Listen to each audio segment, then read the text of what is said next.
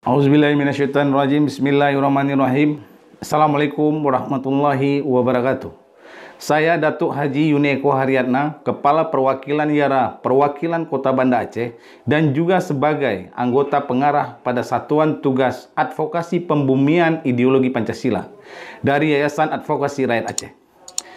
Dengan ini mengajak seluruh masyarakat Indonesia, khususnya para generasi muda di Aceh untuk selalu menjalankan norma dan nilai-nilai yang dikandung dalam Pancasila dalam melakukan aktivitas sehari-hari.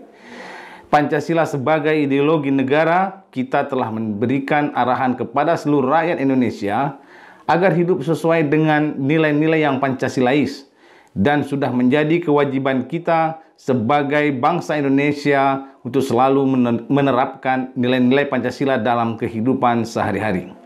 Sehingga cita-cita para pendiri bangsa dan negara Indonesia yang terkandung di dalam Pancasila akan menjiwai setiap generasi bangsa Indonesia sehingga kita dapat hidup rukun dan berdampingan dalam berbagai suku bangsa dan agama yang ada di Indonesia.